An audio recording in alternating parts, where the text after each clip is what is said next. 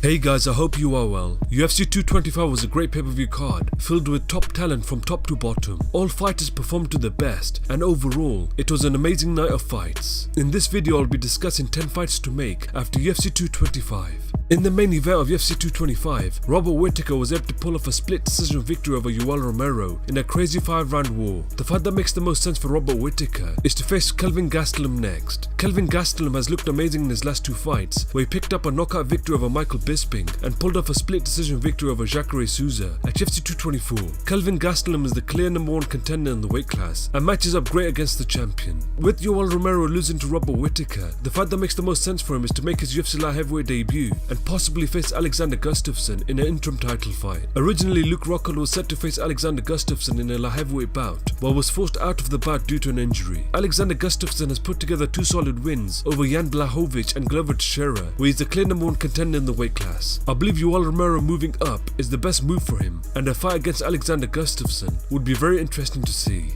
In the co-main event, Colby Covington defeated Rafael dos Anjos by unanimous decision to become the interim UFC welterweight champion. The fight that makes the most sense for Colby Covington is to face current UFC welterweight champion Tyron Woodley next. Tyron Woodley last defeated Damian Maia by unanimous decision at UFC 214. Since that time, he has been sidelined due to injuries. The build-up to this fight will be amazing, as Colby Covington will try his best to get into Tyron Woodley's head. Both fighters match up very well against each other, where it will definitely be an interesting fight to see. With Rafael dos Anjos losing to Colby Covington, the fight that makes the most sense for him is to face number 10 ranked welterweight contender Santiago Ponzinibbio next. Santiago Ponzinibbio last defeated Mike Perry by unanimous decision at UFC on Fox 26. Both fighters have great stand-up skills, and they will definitely put on a great show for the fans. For the rest of the main card, Holly Holm defeated Megan Anderson by unanimous decision. The fight that makes the most sense for Holly Holm is to drop back down to the bantamweight division and face number 2 ranked bantamweight contender Ketlen Vieira next. Ketlen Vieira last defeated Kat Zingano by a split decision at UFC 222. Both fighters are at the top of the weight class and match up very well against each other. The winner of this fight should face the champion Amanda Nunes later in the year.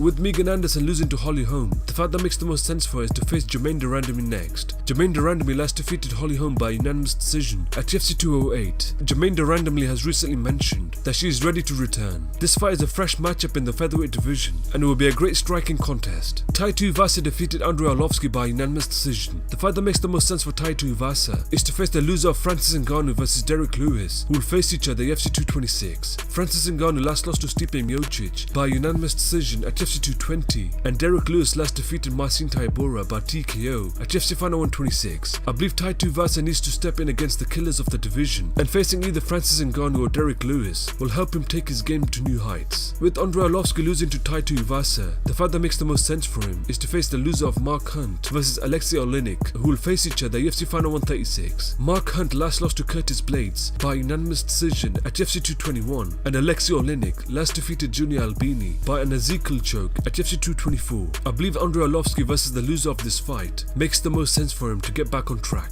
I'll ignore suggesting a fight for Mike Jackson and CM Punk, as they may no longer be in the UFC.